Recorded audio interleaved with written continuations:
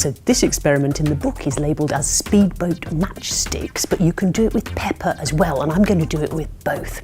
And it's really simple. You need a bowl of water and some fairy liquid, a cotton bud, and some pepper and matchsticks, or I'm going to use toothpicks today. And the fascinating thing about water is that it's made up of molecules which have got a positively charged end and a negatively charged end. And in water they kind of attract each other. The positives go to the negatives, and so all the molecules are kind of sticking together, especially on the surface of the water. And that means that small things like pepper can float. So I'm just going to sprinkle a little bit of pepper onto the surface of the water here, and you can see the grains of pepper are sitting there quite happily in a peppery sort of way on the surface of the water. They just sort of sit there.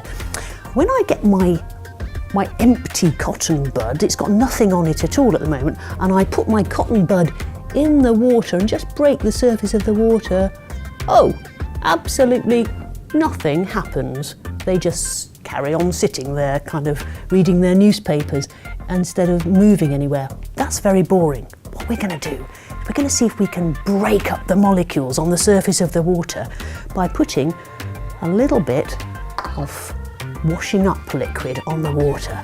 And let's see what happens now. Will anything happen? Always a test. Let's see. I put it in the middle and, oh my word, the pepper shoots to the sides as the molecules break apart from each other and all those bonds are broken up. And we can do it with half a toothpick as well. Here we go, a cocktail stick there. Let's see if it works with this. This is a little bit heavier, so I don't know if it will. It's sitting quite happily on the surface of the water there. I've got my empty end of the cotton bud. I put that in next to it. Doesn't move anywhere. I put the soapy end in, and oh my word, there it goes. It shoots across the surface of the water again. Those molecules are breaking up. And this reminds me of a story when Jesus was with a group of people, chatting to a group of grown-ups, and some of the people were trying to bring children to see Jesus, and the disciples were really cross about this, and they sent the people away. They said, "Don't bother Jesus, he's far too important for you. Go away, go away."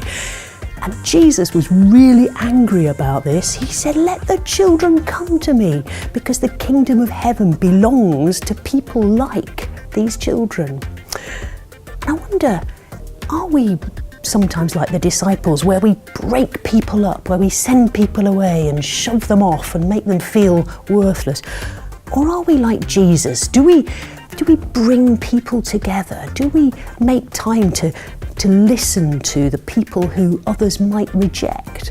Do we listen to those little voices, the unheard voices? Do we want to be a peace breaker or a peacemaker?